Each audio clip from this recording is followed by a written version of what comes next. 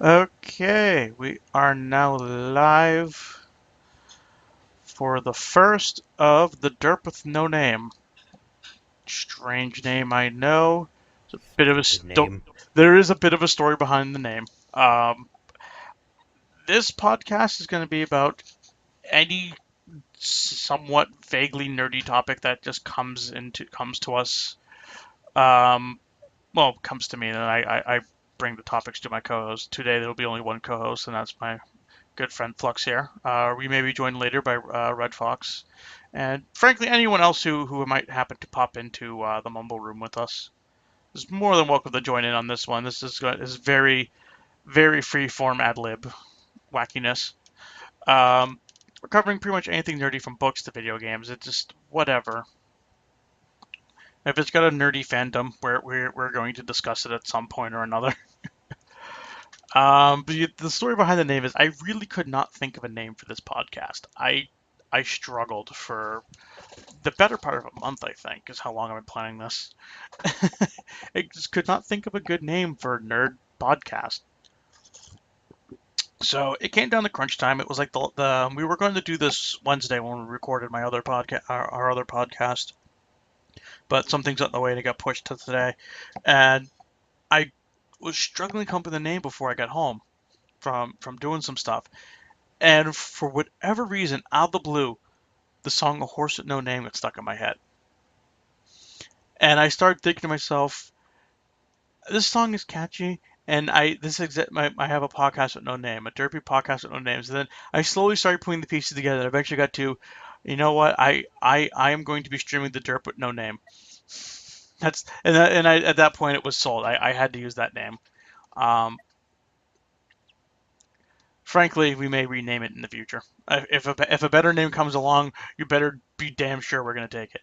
But we're gonna be playing League in the background while we're doing this. I only have Twitch as a streaming software at the moment, as a streaming platform at the moment, and Twitch requires that we do have video game content on here, and so League will be our primary video game content. I'm just waiting for Flux to update his PBE because I've become almost pretty much an exclusive PBE player because I have like everything on here and it's amazing. So we'll wait for him to update. I'm gonna do some rune page and mastery, mumbo jumbo, humble dumbo, blah blah bubbles. Um, But yes, so back to the podcast now that all the spiel of what the fuck's going on is out of the way. How are you this evening, Flux? I'm pretty good. How are you? Oh, I am very good. Got done some really important shopping today and feeling good. Ah, The first thing I think we are going to talk about today, because it's going to require the most thinking, and so the thing that requires the most thinking should be done when we're not actually in the middle of a match. Uh, I want to start today off with a discussion about Fire Emblem because I love Fire Emblem.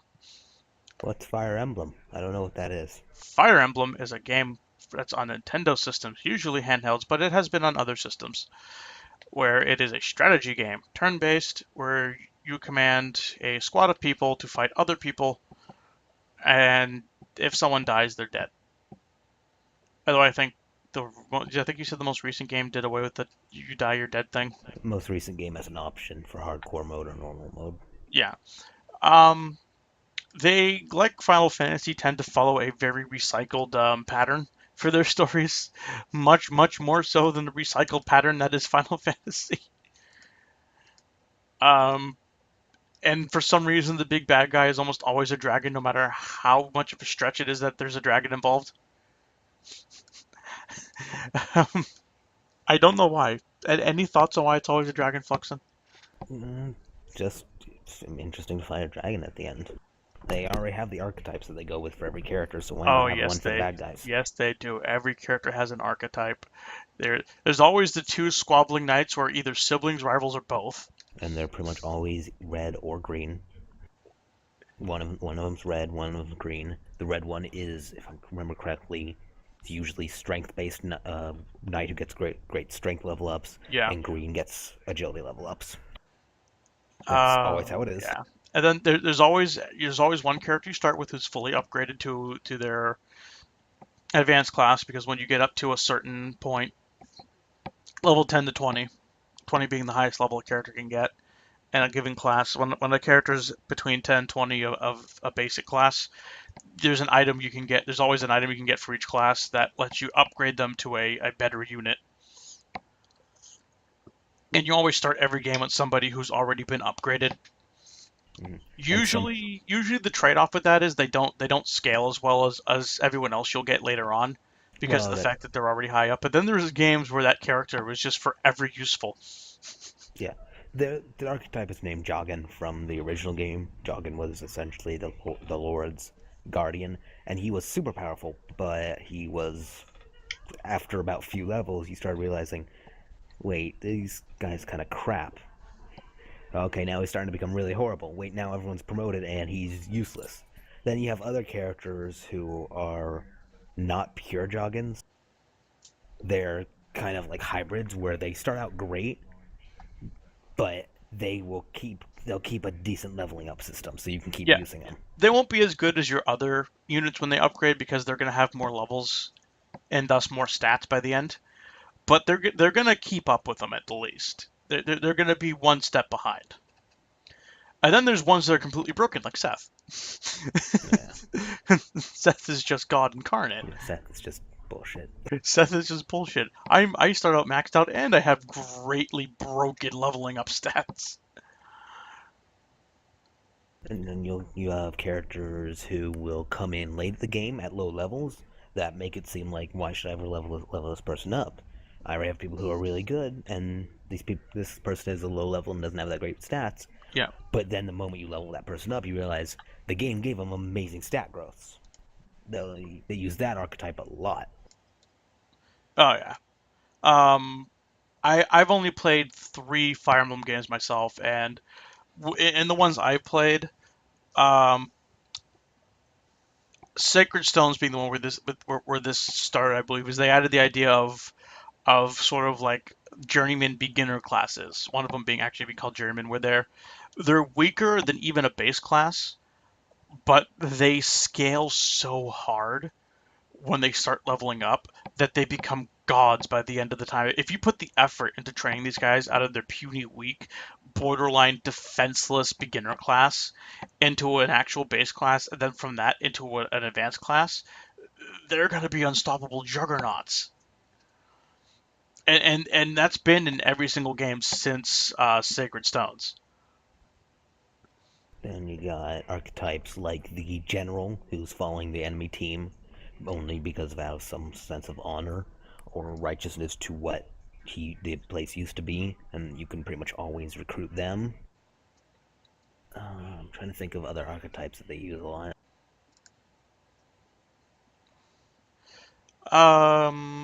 Usually, they're just generally what the way it goes is you tend to get a lot of cavalry. I notice they like giving you the cavalry units a lot. You'll pretty much always get 3 Pegasus Knights Oh yeah, to you do a always tri get, attack. even if you don't get Pegasus Knights, you always get 3 aerial units. And there's always a thing where there's either a tri attack or a double attack. Where if the game only has 2 Pegasus units, then usually it's something where one Pegasus unit, when they're flanking the same target, they'll do like a special move. Or if there's 3, it's a tri attack where you have to have 2 flanking and then a third one come in to make like a triangle.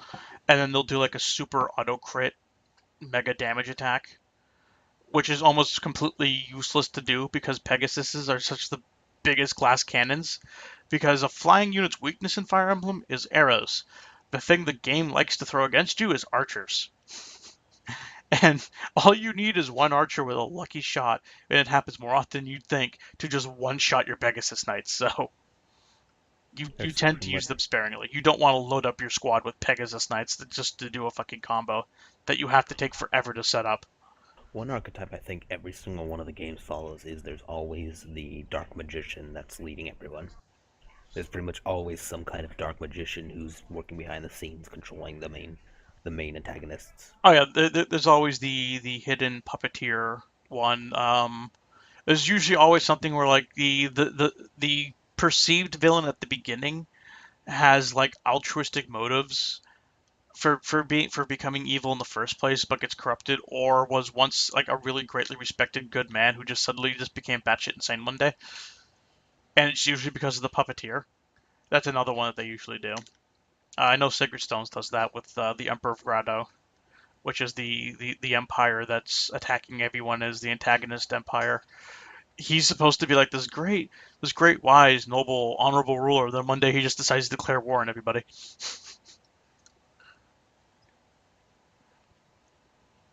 And then another thing I like about those games is actually the concept that once your character dies, it's dead. Because it does kind of force you to be a little more strategic than other strategy games where you tend not to care about your units because your units don't carry over. These units carry over. In fact, they have stories. Every Fire Emblem game that I'm aware of has a little thing at the end that basically says, there's mana region. Actually, I'm blind right now. Um, this is what happened to them at the end of the story. And recent ones have included the support system, Yeah, where if you which have characters that are, if you have specific characters and they spend a lot of time in battle next to each other, then they'll start talking to each other, and then their relationship will grow, and that will affect the character's ending, and the characters will gain stats when they're working together. yeah, and like I said, some character special endings where sometimes you can get characters who will become married at the end.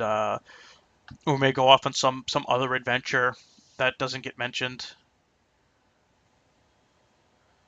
There's all sorts of cool endings with that. But the problem with Yeah. the people who always die is that, yeah, that works, but it also leads to save scumming. I Oh can't yeah. imagine anybody who's really done Fire Emblem without save scumming that much. It's Now, just something you do. to be fair, Fire Emblem does have an interesting anti-save scum. Yay, finally you're on. Interesting anti-save scum deterrent in the fact that um, you It can uses only seeds. yeah, it uses seeds and you can only save in the middle of a battle. And once you use that save, it goes away. You can't make a save and then keep reverting back to that save. So, and every time you shut the game off, it saves at the exact moment you shut the game off, or if you restart the game, etc. Which means you can't restart your game and reload it at the point you're at because it'll just open up wherever you were when you tried to reset the game. The only way to get around this is to restart the entire chapter, which brings you back to the beginning of the fight. So if you lose somebody and you want to redo it, you have to redo it from the beginning. There is no fuck. I screwed up that one move. Let me go back a turn. There is only hang on. I have to like stop playing for a while because I have to go catch a bus or some bullshit, or I have to restart because I fucked up. Those are the only Mm-hmm. only two options with saving. You save at the beginning of the chapter, or you can hot save when you leave. Because when you save in the middle of a fight, even if you're not trying to leave, if you save in the middle of a fight, it takes you back to the title menu screen.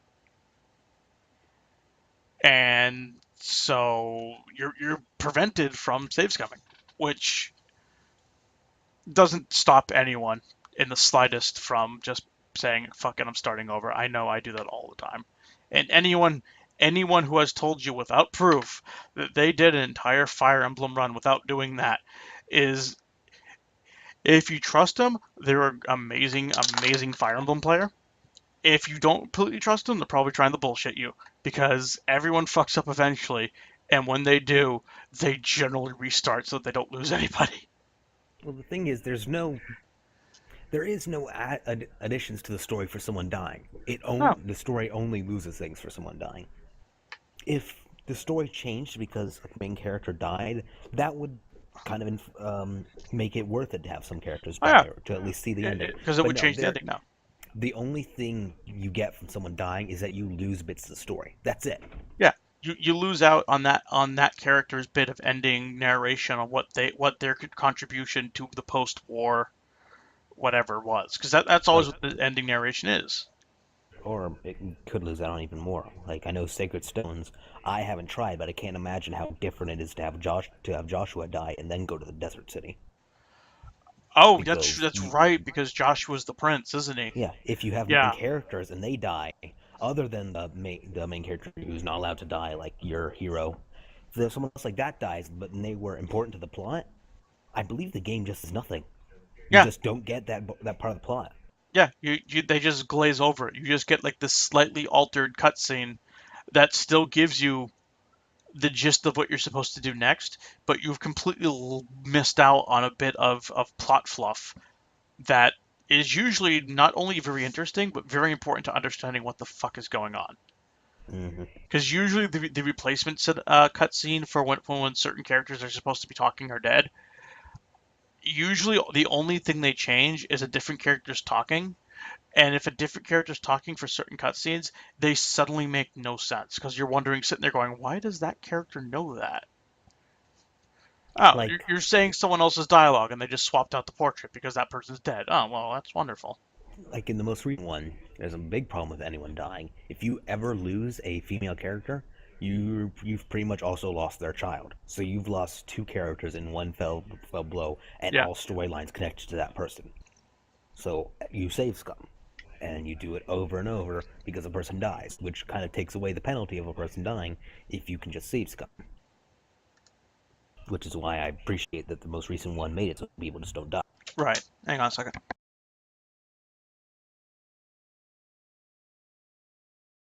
This is a very professional podcast, so like you leave. Well, I have something important I have to take care of for a second, so. Okay, I should distract. Well, what's the deal with airline food?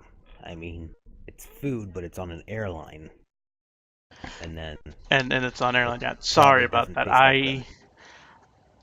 As this is my first podcast, I haven't exactly gotten around to explaining to my family that what times they shouldn't just come barging into my door with very important questions that can't be bought, that can't wait five minutes, you know. So, I think we've pretty it, much exhausted a bit of our Fire Emblem talk. yeah, we did pretty much exhaust it. I expected Fire Emblem to be pretty quick. Which, let's see, what should we move on to next? Should we move on to manga or books? What do you Let's think, Buxton? move on to plays. What did you think about Romeo and Plays. Juliet? I thought they were both insufferable. They talked I way too much. completely agree, and I also think Romeo and Juliet does not have a romantic ending in the slightest. It is a very stupid ending. I also think they need to get with the times. I mean, if only Juliet had used modern medicine, then we wouldn't have any of those problems. But no, they are like Amish, and Yeah. they And think they live in the old times, and that's just silly. as They don't. I would just like to say this, as my fiance points out, it is a tragedy. I know it's a tragedy. The problem is the rest of the fucking world doesn't realize it's a tragedy. They're convinced it's a romance. I don't understand this. This is not a romantic story. It's supposed to be sad and pathetic. It's a tragedy. Oedipus is more romantic than that, and the dude banged his own goddamn mother. Did Romeo even get to tap that before she died? Is that ever No, said? Romeo did not tap that Okay, before cool. Juliet died. So it's not that much of a tragedy. I mean, still a tragedy that they died, but I mean, didn't die virgins, so Yeah, that's cool. and this queue is going on forever, and I had this problem earlier today too. Let's just talk more about Romeo and Juliet. What do you think about Macbeth? I think I it cannot needed speak more to I lines cannot and speak more to Macbeth. hyenas. I cannot speak to Macbeth. I have not read Macbeth. I have not seen Macbeth. Um, in fact, the only other Shakespeare I am actually familiar with is The Merchant of Venice, which is What hilarious, and I recommend everyone fucking read that because it's fucking hilarious. do you think about the Crucible? Those Puritans with some messed up nonsense, right? That I one cannot girl, I cannot speak to that. she got angry that the dude twice her age didn't want to sleep to her, so she said his wife was a witch, and then she said that he You know, was a witch, you know and what? it was really What do you cool. think about the lottery? Do you think it's real? It's a bum rap where it turns out the guy didn't win a lot of money. Instead, he won a free stoning. I don't know what that is. You don't know the story. You don't know the story of the lottery. No, I don't. Oh, it was written in New England. It's probably why you never heard of it because I think it's more a local story. Um, and it's got this village where everyone's part of the lottery. For whatever reason, nobody seems to want to win this lottery. Uh, and there's like a whole bit where like a little girl's gonna do it, and like, no, don't let her have so and so draw for them. They're old anyway, and you're wondering like, why the fuck does nobody want to let this kid take the lottery? And then in the end, like her dad or something wins the lottery, and when he wins the lottery, everyone proceeds to stone him to death. Um, Wow. the reason being population control. There was too many people in the village, so every so many years, they hold a lottery to see who has to die so everyone doesn't starve to death. And it's one of those stories where you don't find out what's going on until the end. And my God, this queue. We're at 8 minutes of this fucking queue. We should probably move on from plays. We're not that good at plays. We're not that good at. I am not. I am not a theater man. I'm sorry to say. Except for I that Phantom of the Opera. He had that sick burn and I didn't want anyone love. to see I, it. I Looks actually will so say cool. this. I actually do. Oh my God, we found a match. Chicks dig scars. I actually do like Phantom of the Opera. I like the version PBS did on the anniversary a few years back. It was very nice. Wow, we kind of need Redfox to hold our podcast together, apparently. So what next, Sovek? What next topic? What next topic? Let's talk about Naruto. I think that one's going to be the one that we're going to be able to go the most on, back and forth. Ah, them ninjas and The ninja specifically the first thing I want to talk about Naruto is how, where exactly do you feel Naruto started to go wrong? Not when it absolutely got bad, but where you got this first sinking feeling that something is going horribly wrong, and it is foreshadowing the downfall of the manga. And we're going to have a very weird team comp. First time it felt like something went wrong with Naruto. The fact when it was just a there's not really one specific point, but it was just a progressive change over time, where how the whole thing starts out, like numerous times, they show that being a ninja isn't cool. There is no fun in being a ninja. And like their main mentor, Kakashi, pretty much says, this is where my friend died. This is the grave of my friend. She was a ninja. It's not fun. People die. And then progressively, ninjas are now cool. Nobody dies, and we've lost that whole topic. Then it became about hard work proving over destiny, and then destiny came in, and we lost that topic. Just the constant change of topics that you had said were important, and then getting rid of is when I started to feel like I don't think this is going to end well. Yeah, for me, and I agree with you that in hindsight, that is probably when it all went horribly, horribly wrong. Let me switch that to game capture now. Definitely when we started to move away from the whole being a ninja is not fun. Being a ninja is awkward. Children want to do this. When we started to move away from that and be like everything's awesome, and then mysteriously go back to life and death situations, that's when I noticed that we didn't even get to the point where Destiny came back into things. No, it was right after the tuning exams when we got to the Sasuke retrieval arc where everything went dark all over again, and just like we're not sticking to a theme at all in this, are we? Well, I mean, right after the Zabuza arc finished, everyone was like, wow, this is kind of awesome. We just had a bad guy who, even though he's despicable, you can still respect him as a ninja. Yeah, you can respect the fuck out of Zabuza. You can still respect him as a ninja because of what he did in the end and how he chose to finish his life. And like, so that's going to be cool. Maybe we'll continue with this kind of stuff. And then right after Zabuza is essentially a giant training arc exam. It's like, yeah, okay, maybe and granted, cool. it gives us Orochimaru, who I do like as a villain. It's a step down from Zabuza, not a big step down though, in my opinion. But then Sasuke's supposed to be the villain, and that's when I'm just sort of like, no. It's like no, Zabuza was. I knew about Zabuza, and Zabuza was interesting. I know about Sasuke. Sasuke is not interesting. I don't want him to be the villain. He's not interesting. He's the unfleshed out, not interesting side character who's there to make Naruto look better when Naruto has his cool moments and impresses him. That's his job. That's the job of every silent cool guy backup rival character in any shonen manga. That's kind of their job, unless you're Hiei and you can pull off becoming a main character and going off on your own. I mean, it baffles me that they decided Sasuke needed to be a villain for a while. And every time Sasuke came up, and why is my screen still black? Every time Sasuke came up as a villain, I had a hard time believing it until like almost the point where they turn him back into a hero. It's like I just finally got to believe that he's a villain, and now you've gone and turned him back into a hero. And now I can't believe he's a hero because of how much of a villain you just made him. After the 20th time of telling me the true story, I now choose to believe you. Yes, and like, That was such bullshit. yeah, hang on, I'm trying What is to. the true story behind my family's destruction? Ah, here we go. Oh, this is the true story behind your family's destruction. I don't believe you. Evil. What's the true story? This is the true story. I believe you, but I'm still going to become evil. What's the true story? This is the true story. Oh, that's the true story? Well, I'm not evil anymore. It's like the author just decided, fuck it, I'm not getting the resolution I wanted. I'm just going to cut my losses here and bring him back. That's exactly what it feels like. It felt like Sasuke was just, I'm trying to get the readers to take a thing. And the readers collectively keep saying, nope, not buying it. Okay, well, what if this character tells them, still not buying it, still the same goddamn story, no matter how many times you retell it. Okay, fine, have it your way. He's not a villain. He never should have been in the first place. I mean, Now that you're committed to being a villain, I you're will not allowed to admit, just chicken out. I will admit, I like Sasuke as a character. I do not. I am in the minority of right-minded fans, and I mean that as the insult that it is to many Sasuke fans.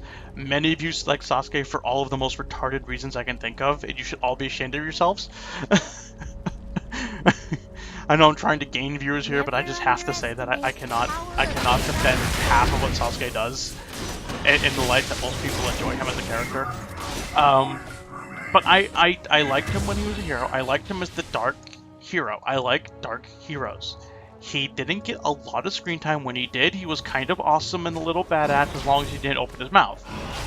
He still kind of is. As long as he doesn't open his mouth, he's still kind of awesome and badass. It's when he opens his mouth, and too many people like him when he opens his mouth. It's like, no, he has a crap story. He's only there to fight eye candy with his cool techniques and shit. Problem is, for like 10 years in the manga, he was meant to be an important character when he only showed up for like, in total of those 10 years, 20 days. Yeah. And it's still supposed to be important and be looming over the manga that you're gonna save him. No, I don't care about him anymore. He has ceased to be a thing. Why is this still an issue with us? Because it's not. We give no shits anymore. Just kill him, get it over with. Either kill him or just turn him good already. We're tired of waiting. You have not understood how build-up works. The longer the build-up, the better the payoff does not exactly work if the build-up takes 10 years. At that point, we just don't care. We want it to end. Or you have to keep baiting us for the 10 years.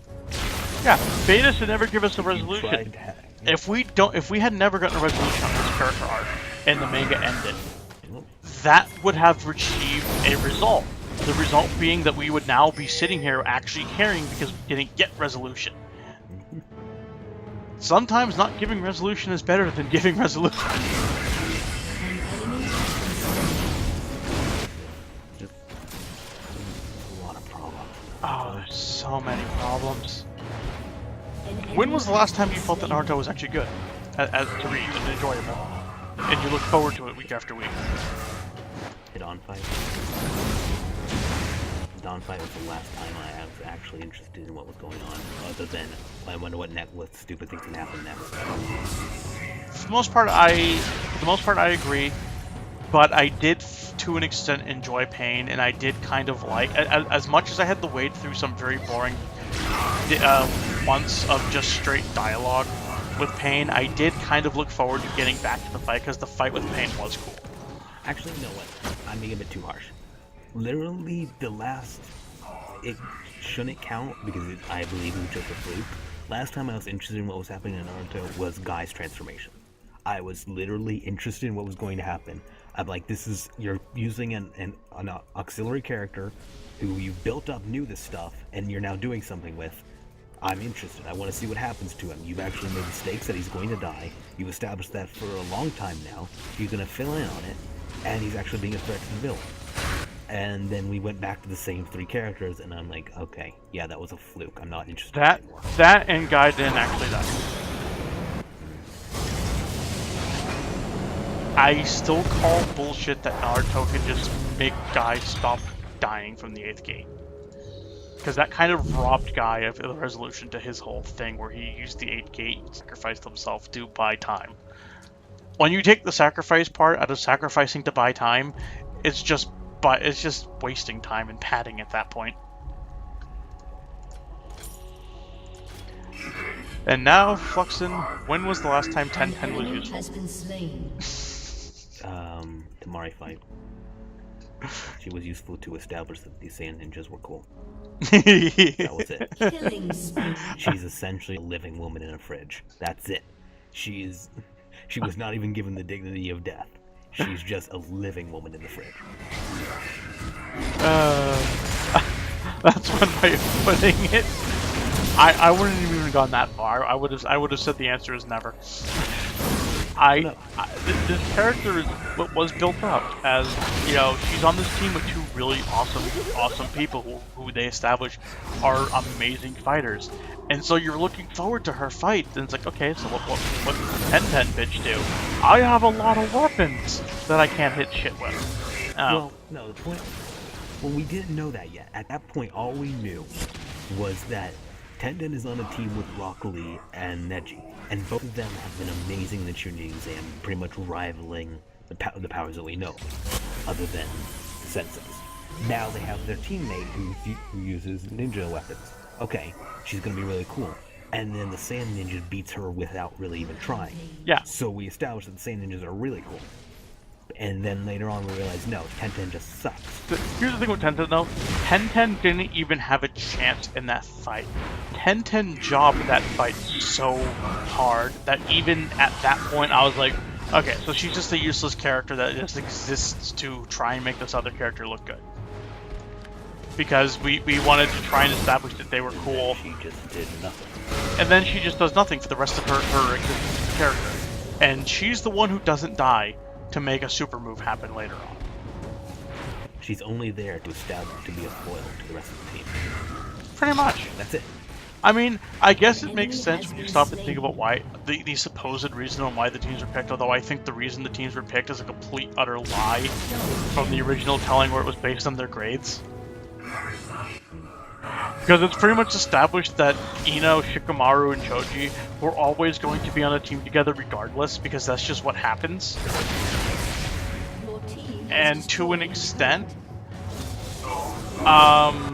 Hinata's team, they're all exactly equal in strength. Everyone in Hinata's team is pretty much equal in strength. I mean, for all her shyness, Hinata is just as strong as Kiba and Shino. So, what fucking grade balancing was done there? Was it because they all had the same grade? Did they all get solid Bs and they just decided to put all the B students on the same team? Thinking about that, it's actually kind of humorous. You got Choji, Shikamaru, and Ino. Ino is the least used character in that team. Yep. You got Neji, Rock Lee, and 10-10. 10-10's the least used character on that team. Naruto, Sakura, Sasuke. Sakura's the least used character on the team. Do you see a pattern here? The same pattern that If you Toriyama do, uses? You're wrong, because if you do, you're wrong, because the pattern immediately gets fucked over by Hinata's team, where Hinata's the only useful person on the team. See, but here's the thing, again, we fall into Toriyama logic here. No woman except maybe one woman in the entire thing is allowed to ever be useful. Because Bulma's consistently useful in Dragon Ball for something. She's the utility person. She doesn't fight, she provides utility services and shelter. She's always doing something. Every other woman in Dragon Ball, once Z comes around, just does nothing. They just exist. Same thing with Naruto. Every female ninja in Naruto just gets left by the wayside except Hinata. Because for whatever reason we have to keep pretending that Hinata's cool. But why does that mean we had to give up Shino? I would be cool if we lost like, Sasuke and got Shino. I'd be cool if we lost 10-10 and got Shino. We established these characters as being interesting. Fucking people was established as you know what? I would have been Naruto. Cool if Tamari had killed 10-10 back in the Chunin exams. I mean, think about this. If you think all the way back to the Chunin exams, Kiba was supposed to be a rival to Naruto. Oh yeah. That was Kiba's whole thing, is that he was Naruto's essential rival. And then that got forgotten about, and Kiba never got used ever again. Well, we can just blame. We can completely blame that on Kishimoto. There's a lot of things you can blame on Kishimoto. But more directly, because Kishimoto has outright said that at the beginning of Naruto, Kishimoto outright told somebody he had never written a character like Sasuke before, and essentially had already pre-planned Kiba as the rival character. Kiba was planned as the rival from the start, before Sasuke was even thought of as a character. And then the assistant writer said, you know what, you need to have this kind of character. Why? Because that's what's hot and popular right now. You have to have a cool, dark, brooding emo character. Okay, fine, I'll put it in. Hey, writing this character is kind of fun. I'm just going to completely scrap that whole Kiba rival idea. Yeah, it's like they took Chino and Kiba and combined them together, the cool, aloof, standoffish, and the rival, and just made Sasuke and said, you know what, I need other characters, but I don't want to create anyone else, so I'll leave these two in, yeah. But I'm not going to do anything with them. Not going to do a single goddamn thing with them. Ever. We get one cool fight with Shino, and that's it. At least in the anime, we get more fights with Shino. Shino gets a lot of screen time in the anime. Yeah. Mainly because Kishi wanted to give Shino a lot of screen time. Kishi very much wanted to make Naruto last longer than it did. I will give Kishi that. Kishi had a lot of cool ideas that in the manga never had time to be done. And that's why Kishi writes almost every filler arc for Shippuden. And so all those side ideas that Kishi never got around to because of time constraints from the editors of Shonen Jump, he just puts it into the side arcs of the anime. So that's where Kiba and all the other characters get their screen time, get their character development. In fact, I think even Tenten gets a few moments of glory in the anime. Far less than everybody else, but Tenten still gets those moments, those rare 1 or 2 moments, I think, throughout the course of the anime at some point. That work, but it's a noble intent. But the part of being an author is being able to work with the constraints given on you.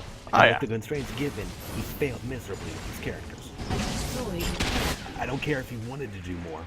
He has an editor for a reason, to keep him restrained. Yeah. And he couldn't work with the restraints. Exactly. Which in many ways I think is Kubo's issue with Bleach. Has been slain. I mean, if you have no editors, things go really bad. Oh yeah. Things go hunter, and then you get hiatuses for 2 years, so. And you don't want right. that. You don't want things to go hunter. You get essentially a roulette. You get one good arc, and then you get like really crappy ones. Sounds about right. You know, I forgot this entire match I had clarity. Could have been using that. But yeah, and I feel there's so many side characters that are so interesting and didn't get no screen time in the manga. I would like to see more of Kankuro. Oh yeah, Shizune. Yeah. Who I was would like useful. more Puppet Masters. Yeah, more Puppet Master stuff, more Shizune showing up. Hell, didn't they establish at one point that Tauntaun was supposed to be like more than met the eye, and they just did nothing with this? I believe so. Like at some point they established Tauntaun's supposed to actually be kind of cool, and then they never do anything with it, and just gets relegated to being haha funny piggy. And then just where'd the pig go? I don't know. And then where'd the pig go? Like Yamato, where did Yamato go? And then we find out he's just been inside Zetsu for a couple of years. And then they do nothing with that either, because what have they done with Yamato since he came out? The Hokages watched him come out of Zetsu, and they were absolutely not concerned, because we've now seen as of last week the Hokages completely ignored Yamato coming out of Zetsu. And it was like, oh, what was that? I don't know, we gotta go find out. I'm sure it's not cool. Sure, it's not cool. I mean, it's not like it'd be interesting to see the first interact with someone who has his own genes. Nah, that wouldn't be an interesting team up. What do we think? That wouldn't be even remotely cool. That shouldn't establish any character dynamics when we get. We also still haven't established if Killer Bee switched the ties or if his sunglasses protected him. Still waiting on that lariat and that lariat save. That lariat save ending would be so amazing if it happened. Where he flies out, where you see a small speck in the sky, and then slowly you hear a scream as he lariats the enemy into the ground, and just takes him with him. But we may never get that, just as we may never get the Draven enemy. I don't. We've exhausted Naruto. Yeah. Now In let's fact, I want to consider talk about your that. I want bitching. to talk about that cinematic because it was on my head today because I got to show Shendu and Ubi the cinematic earlier. We should refer to what cinematic we were talking about. We were talking about the League of Legends cinematic that just came out. The New Dawn. Yeah, New Dawn. I don't care about the name.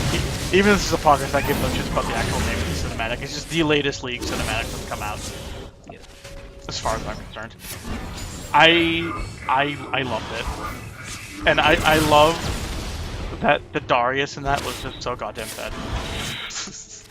Everyone else was useless except for Darius. Darius was the entire team. He carried that team apparently. He survived like 4 different ults. Yeah, he did. I went through it today just to double check. I double checked it. Leona ults him, Ari ults him, Rengar ults him, and Jax ults him if the lantern being on fire is in fact Jax's ult. And he just tanks all of it.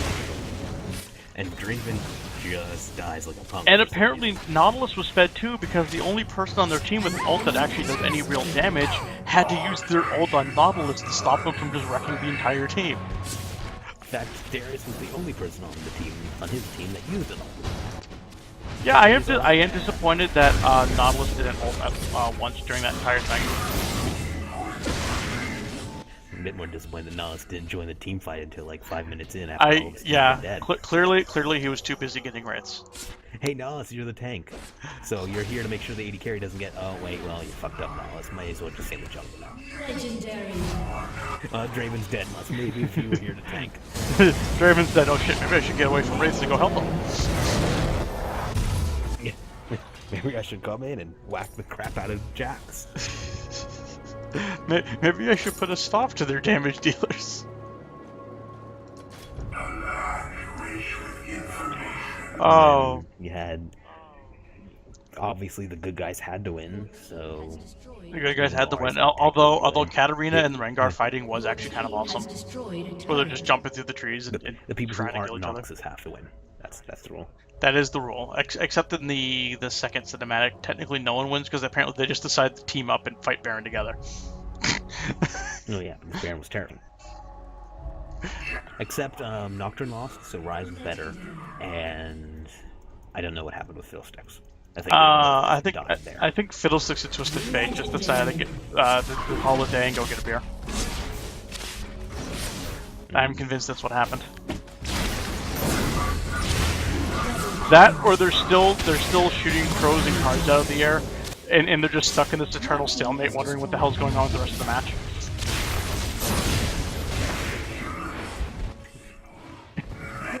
God damn it, Fiddlesticks! Time to just give up. You were supposed to join the fight. What are you doing? Yeah, I am evenly matched with this worthy opponent. We don't care. Where are you? You're our AoE mage. Come here.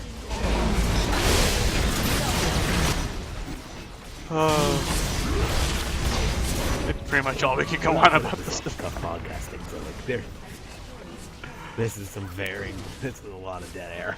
I know we're gonna have to work on the formula.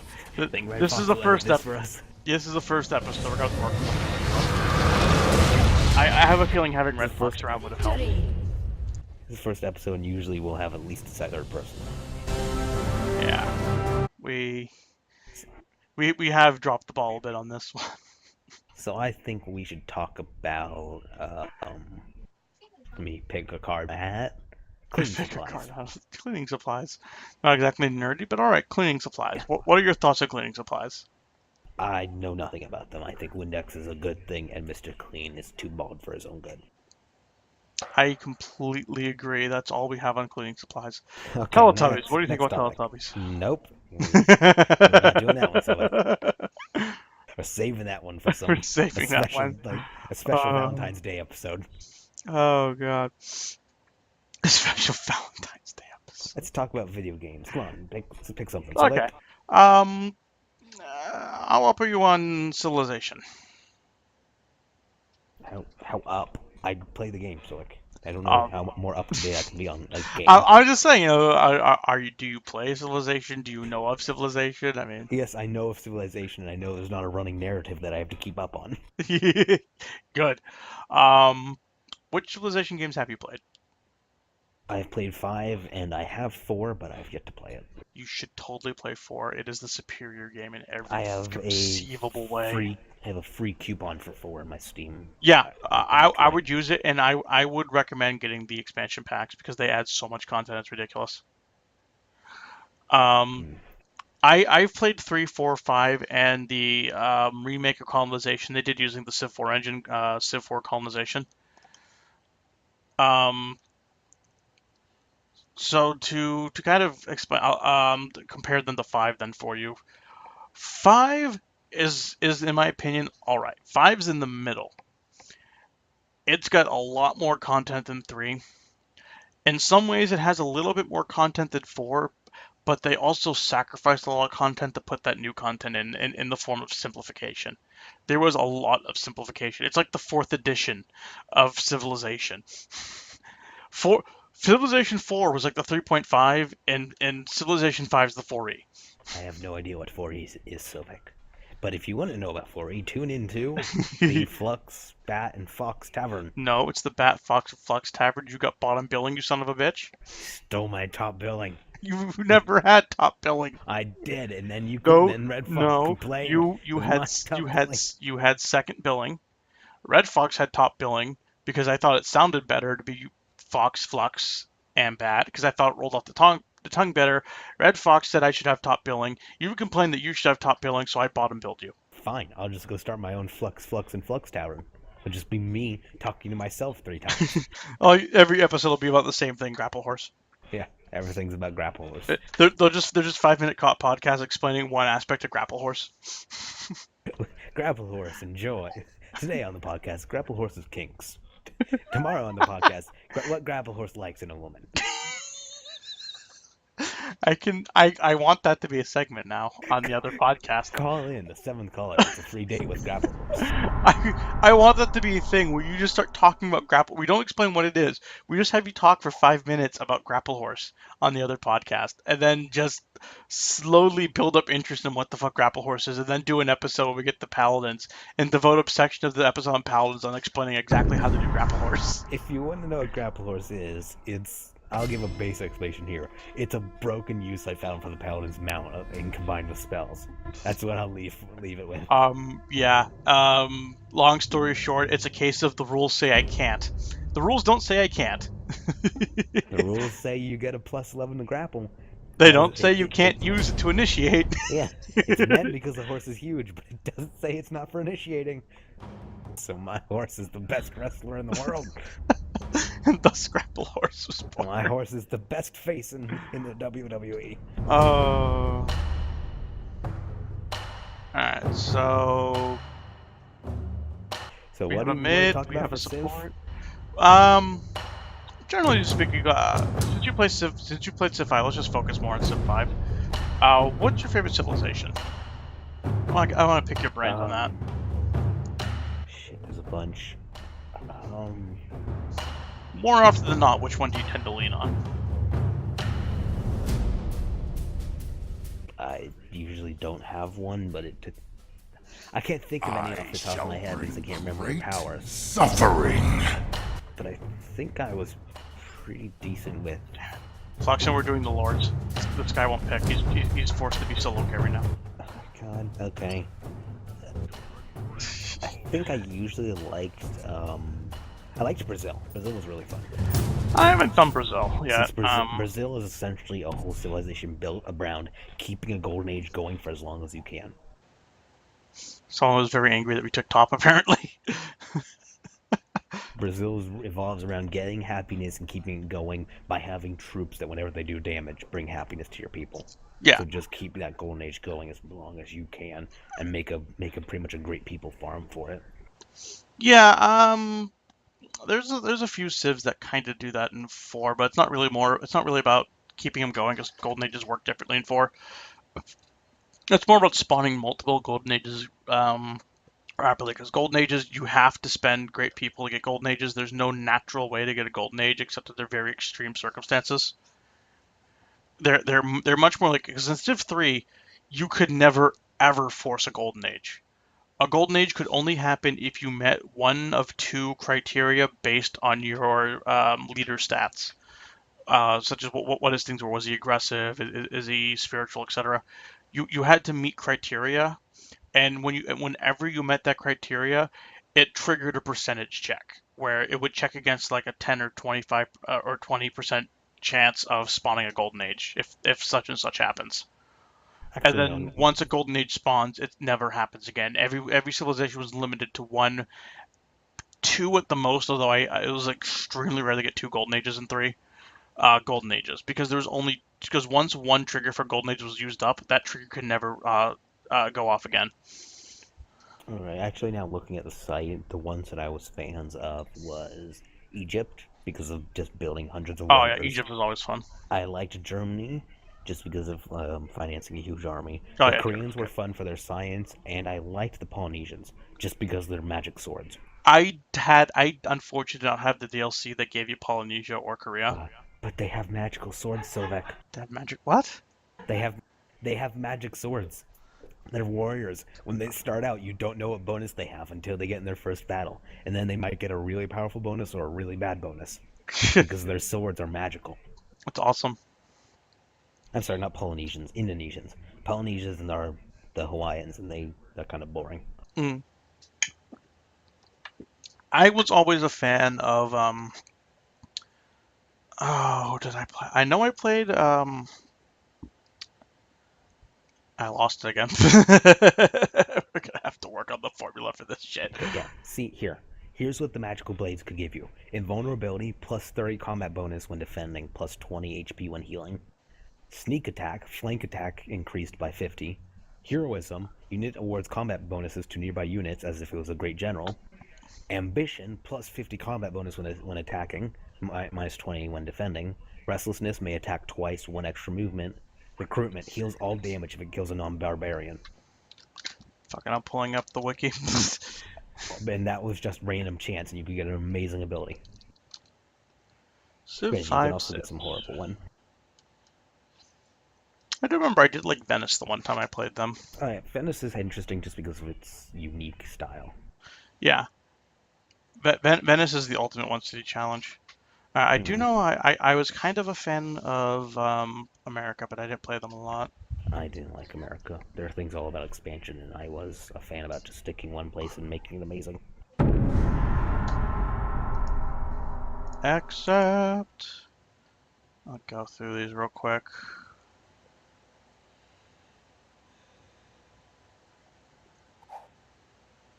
Rome I like to play. I remember that. I liked playing Rome. Rome is interesting just because you can make Rome into anything, because you could just essentially make farms Oh of yeah. sciences, farms of Russia was the one I loved playing because of the bullshit thing where Russia just doubles every resource. I didn't like Russia. They felt I too did on simple. one game where I literally ended up with like 50 things of iron. I just kept trading to everybody for ridiculous amounts of money and research points, so that even though I had nothing but crap tundra land, I was getting all this wealth and research from everyone else in the world by just selling them resources. Oh, hey, Redfox is here finally. Redfox Now we should is start here. on topics that he doesn't know about. He doesn't. Doesn't. Doesn't. Yeah. Let's talk about grammar next. It's a very nerd thing to think about. Oh, that's another one. America is Shoshana. the best one for Civ Yeah. 5 because it's fucking amazing and I gobble up all the fucking land everywhere. Shoshone is another one. I like the Native American guys. Well, yeah, just because they get that amazing relic, that amazing ruins. That amazing thing where every time they get a ruins, they're just like, "This is my ruin now." You wink. I get to pick the benefit. What do I want? I think I want this. Well, now we're good. I totally want that upgrade right there. Thank you. I want that free tech. Thank you. Actually, now that I think of it, I've only played as America in Civ. Yeah, I mostly played as Rome in Civ 5, I think, and occasionally as Japan. Civ 4, I find myself more often in Civ 4 playing as the Ottomans, the Vikings, or Japan. Although I do like the Native Americans as well in that one, because Native Americans have massive defense bonuses to just chilling out in their own land and just not letting anyone conquer them. Do they have weaknesses to smallpox? No. They should. I shall bring great suffering. Okay, now that Redfox is here, he'll solve the dead silence problem, right? Yeah, Redfox? we've been running Possibly. into a lot of dead silence problems.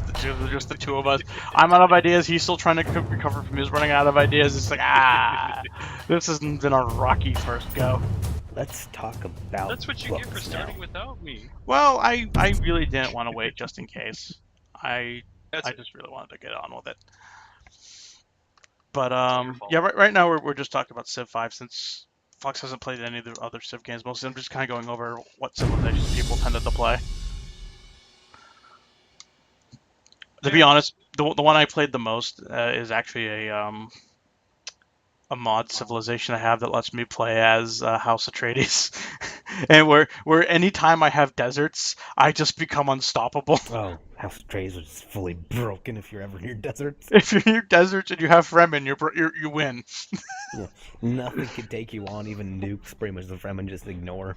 Fremen just sit there in the desert, even when you upgrade them, because they keep all the Fremen bonuses when they upgrade, because of the way upgrades work in Civ 5.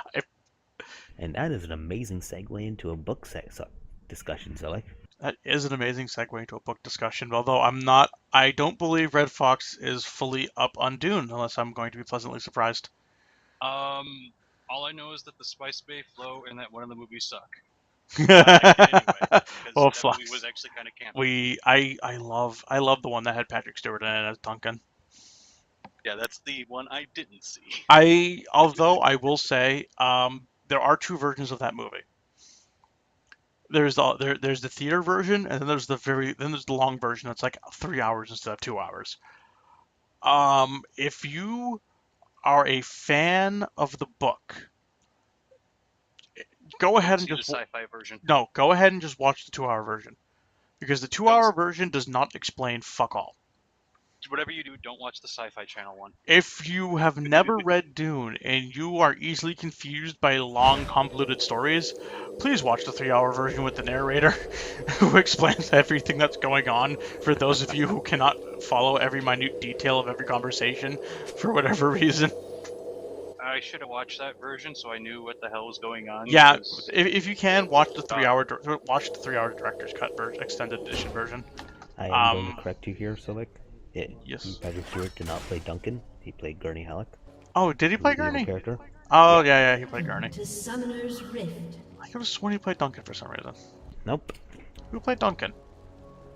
I can't remember, but I know Patrick Stewart was Gurney.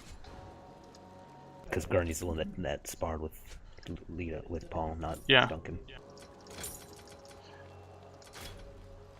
Yes. You think this But Jarvan's Redfox knows going to about be sandworms, disappointed with my right? lane? Yeah, sandworms.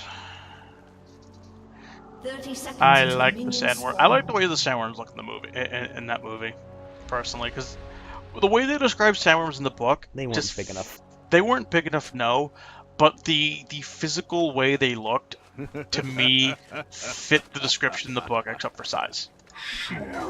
And to be honest, there's a reason they cut the size down, and that's just because of special effects restrictions of the time.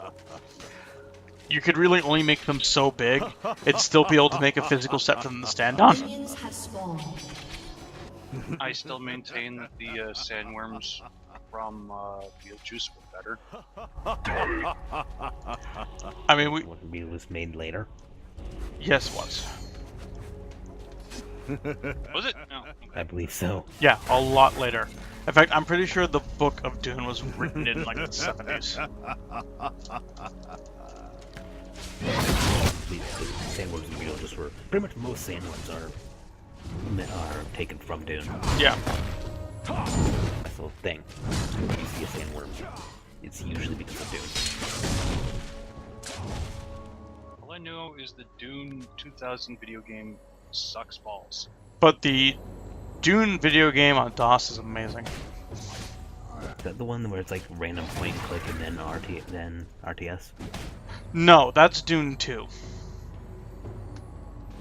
Dune 2, the video game, is for whatever reason just a point-and-click adventure version of Dune that turns into a pseudo RTS. Much like Brutal Legend is a brawler that turns into a pseudo RTS. One of these days, I really should actually play that game. I need It's to been finish sitting on my Brutal Steam Legend. account for like a year. you want to play Brutal Legend, you can view my stream of it. With all the music and interesting things in town. And Flux's complete lack of music knowledge. I still maintain David Bowie would have been amazing as a... He did, and he played a lot of heavy metal. I could see him playing. I could see him pulling off a goth heavy metal and tight spandex. I really am not sure 100% what we can do on Dune without 3 people. Because apparently having only 2 people knowledgeable on the topic does not a coherent discussion make when we're on the spot. And yet Flux and I did it one night for like 3 hours straight. Great, we weren't worried about dead air at that point, though. We were not worried about dead air at that point. So, but we didn't have any for the most part that night. That was the weird thing. Well, I was also informing you of Dune. Yeah. We were not on equal terms at that point. We still are. Cause I'm not. I don't know. You had no clue about Dune past the first book, and I knew no Dune all the way up to Chapter House, where I gave up. Yes. So you know of the weirdness that is the Worm Emperor. The God Emperor, you mean? God Emperor. Leto the Second. Nah. Leto the Second is the giant worm man. His skin is not his own. He's the God Emperor of Dune. He has lived thousands of years, and his rule is eternal. Except when water comes around. Well, that's the point. And even then, he meant to die. That's his whole thing. He wanted to die so people would leave. Just go away now.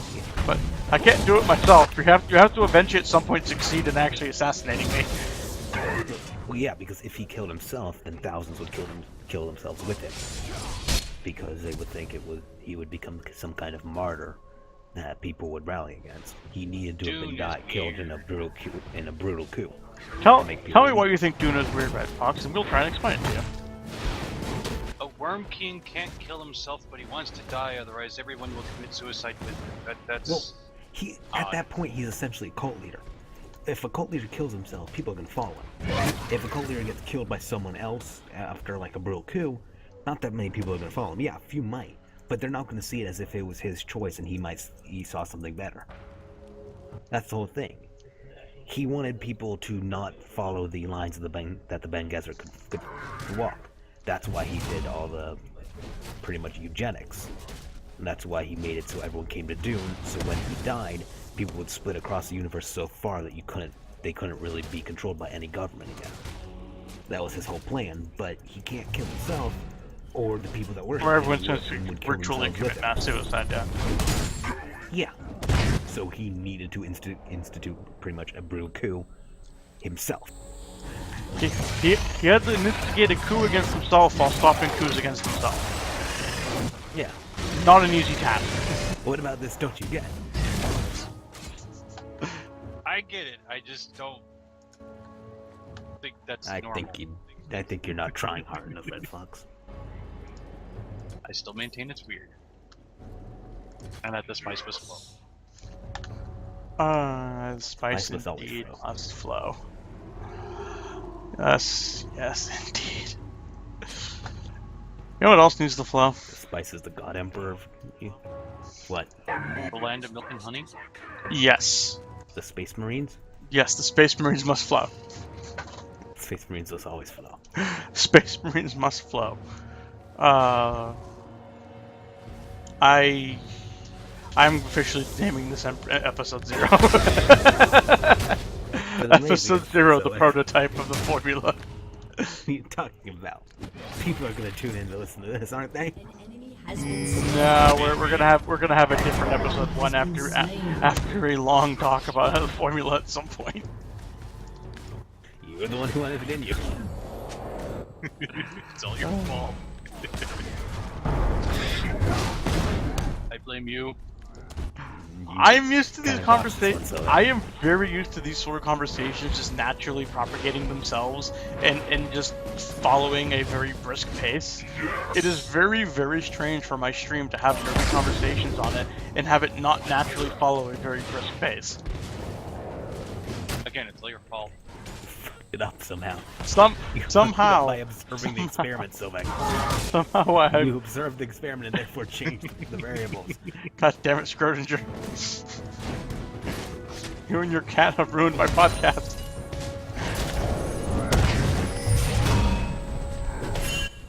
Punched it all. So, what are you playing right now? We're playing League in the background while this is what all is going on. Mm-hmm. I don't see I- video on your screen. You don't That's see why video on my asked. screen? I came in to say No, there's. it's black. Yeah, your stream's black, Sovek. The fuck? It was recording earlier. He has been slain. It is recording audio, just not Well, video. maybe that's for best. Maybe That's why I we was just wondering. never talk about this. Come So much for on. this working, right? This really is episode 0. I know. We'll call this the episode that never existed. Yeah, I- without- I will- Appropriate. I will have a tweet put out that just says that, attention everyone, this episode did not officially happen. disregard what you heard in this episode. It was horrid. No ear should. There we listen go, to now it. let me all tab out. Okay, OBS, game capture, properties, League of Legends client. Okay. League of Legends. And in 10 to 20 seconds, that should be showing me at my starting platform in the shop. Start your watch, Fox. How did you know I was wearing a watch? Can I think we can officially call this attempt at a first episode dead in the water. Okay. Are we with the episode now? We're done pretending there's an episode of anything going on right now. Okay, cool. Begin That talking means about I'm done after whatever. this league game. I'm gonna laugh if an actual conversation about something nerdy and that's insightful, in depth, and concise just breaks randomly while you're gone. Well, after this league game, I'm leaving. Well, I'll still be in the stream, but I'm not playing League anymore. Oh no, Instead of I'm Warcraft. kind of done with League too. I'm back to my after addiction. And I still don't have any video. Really? Yeah. I just see my old friend the darkness. Well, that is annoying. Yeah. Do you need help up top, Sovek? I do this tower's about to fall, and I need to try and edit my stream video. You're kind of horrid at this game. Well, to be fair, I'm against another Malphite. That kind of stonewalls me. I have not yet begun to build AP. I cannot blind Bushman against them.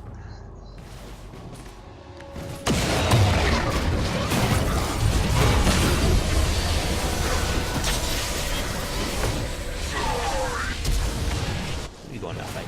Can't leave. So, episode Said you 0, can't dead leave. in the water, huh? Episode 0, dead in the water of technical difficulties abound. Ahoy! It's dead because of the technical difficulty. No reason otherwise. Due to not technical because you difficulties, started this without episode never me, happened. only 2. You should never only have 2 people when doing a podcast. It's not a good thing. Well, now we know.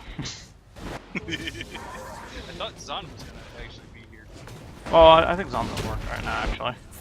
Summon chicken now. Damn you, He Zahn. must be punished. We must shun him. We must turn him into a banana. Bananas on. Alright, when this tower goes down, I'll try and fix the stream again. So I got like a quarter of health left.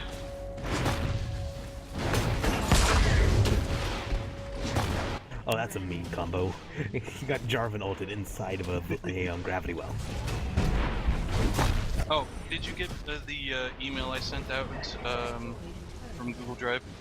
I think I did, but I didn't actually look at it. Okay. It's just a link to a text document. Awesome. I might look at that later. Yeah, you should be able to edit it, so.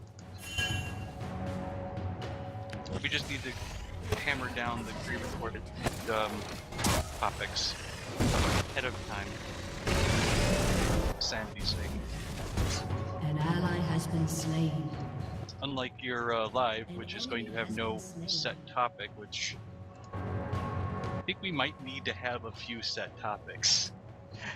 Well, I did have set topics going into this, We simply did not spend nearly as much time on them as I thought we were, and we did not An talk about enemy them has nearly been as slain. concisely as I expected. We kind of were doing okay when we were talking Talked about. a good time about play that we weren't expecting. Yeah, we did okay when we were talking Naruto. We did okay when we were talking Fire Emblem. There was still a lot of dead air, but once we got away from those, everything's in downhill from there. Alright, We also did amazing when we talked about the dramatic arts. yeah, okay. Let me know We if kept that play topic freshes going up. for a while. If that freshes up into anything visible. Nope, it didn't. Well, give it a minute. Double kill. I only just tabbed back in as I said that. There you go. Okay, I have something on my OBS.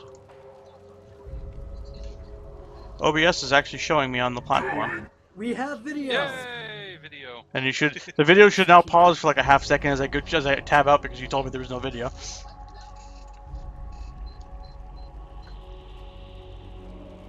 Yeah, I'm just going to let my archive slowly devour and delete this entire recording. Like my stream yesterday night. It turns out Pharaoh's Tomb is incredibly boring. I forgot how boring it was.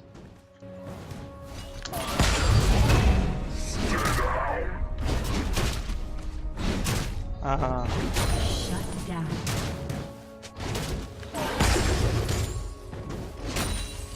Has been destroyed.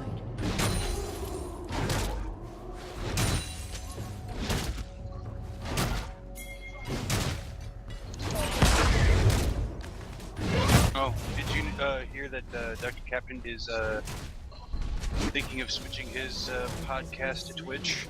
Because his is a gaming podcast, so it actually works out perfect for and him, get I away guess. from that stupid idiotic site that he's a part of. Yeah. Good for him. I took one look at that site and said I will never watch your podcast while it's on this site because it is clustered as fuck and trying to figure out how to get to anything on there. Yeah. What site? Oh, I forgot the name of it now. I It- never remember. the It name was of not designed by anybody who has any clue about the first thing about web design, though. I took a look at the coding, and there's so much customized JavaScript coding for shit like cookies and things that doesn't need to even be. It's overly complicated and it's just a mess. Yeah. It looks well built, but when you actually get it down into the nitty gritty, it's a mess. And Dude, apparently, it took me 10 custom minutes coding. to find this fucking podcast. They have custom coding on the podcast page for the video player that overrides the default settings, and somehow it's screwing up a few people by redirecting them every like 14 seconds to random other people's stuff.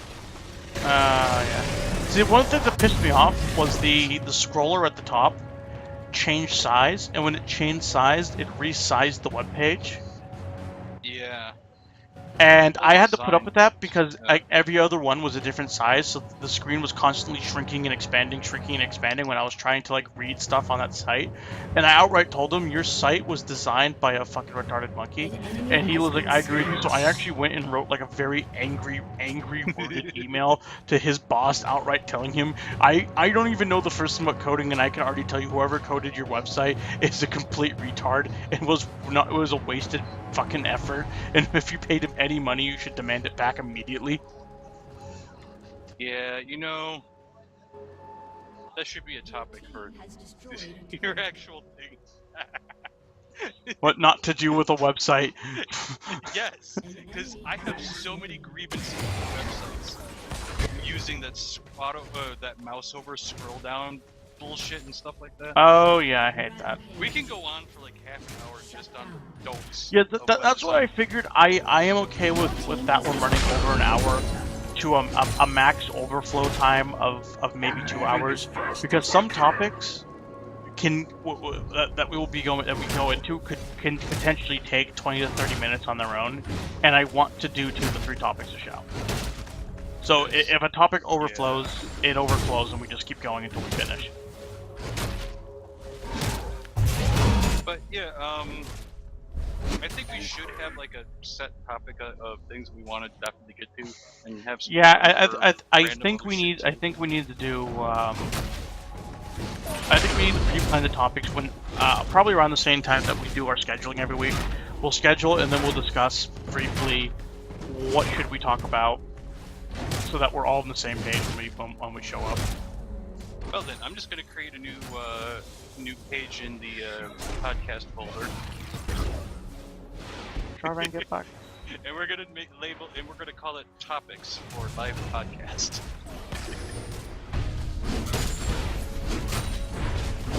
I can do that right now.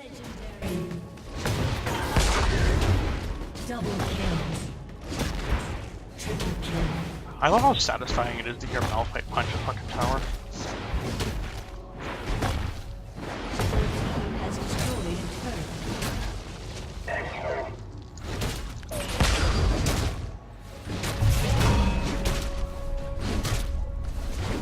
And your enemy has been slain. Double kill. Ace. Your team has destroyed a turret. And the reason why I say we should have a list is primarily for the simple fact that we don't want to repeat topics too much. Yeah. I mean, I'm okay with repeat topics if there's more to talk about that we didn't get to. Yeah. You imagine the travesty would be if we went back to Mr. Clean again? If we once again discussed Macbeth, and how neither of us have actually probably seen Macbeth. That was weird. Why'd you put us on that topic, Sovek? You put us on Macbeth. I think you were the one who started Macbeth. No, I wanted to talk about the short story The Lottery, but apparently you've never read the fucking Lottery. I The one wanted where to they talk put about the- the amazing The Crucible. The one where they put the rocks in the jar, the one's black, but all the other ones are white. Yeah. That sounds stupid. Let's talk about The Flux, Crucible. you need to give me your Gmail Why? so I can add you to the list of people so you can see the topics for the recorded and live podcasts. 'Cause I am the have- most underbuilt I- mouse I've I ever don't have to done. give you my personal info. I know the rules for online. I'm not supposed to tell you my name, my age, or any of my personal information. You might be Email offended address, to your child. email address isn't personal info. Yes, it is. You're gonna send me spam food. I'm going to send you spam of updates for the topics. Ah. Let's sell my email to Chinese hackers.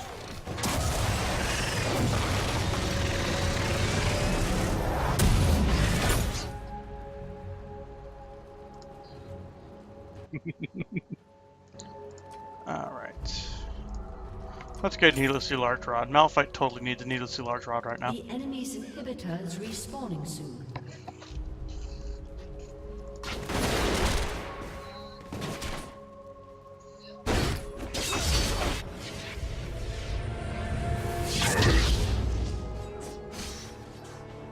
Flying robot Malphite. bushman is following you.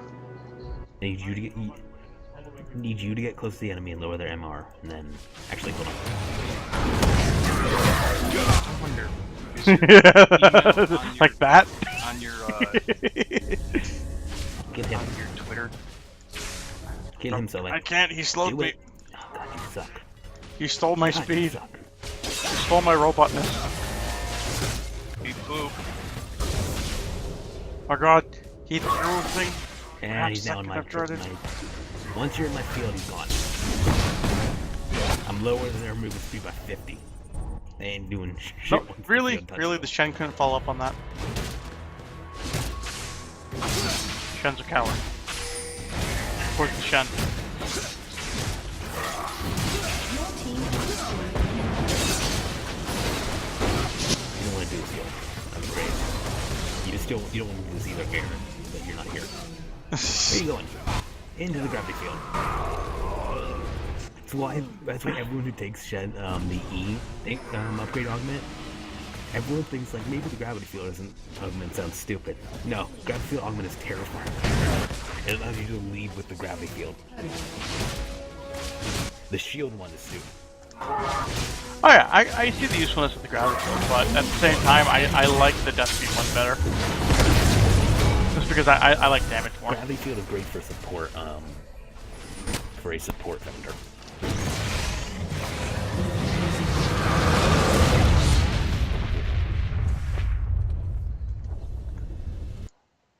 And I finished by turning into a giant drill tank. Oh wait, Flux, you're not following me on Twitter. Damn it. No. I can't send you a direct message on Twitter. Okay, I'm gonna close League, and I'm just going to close the stream and just let this recording fall into the wayside. Let it die while it's Let- still in the crib. Exactly. If you enjoyed it, you're strange. I don't know what else to tell you. You're very weird if you enjoyed our weird aborted attempt at a podcast. Especially when the video was completely black. Yeah, exactly.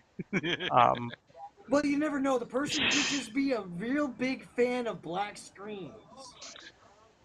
Yeah, it's true. There are people that strange out there. That's true. I'm gonna stop.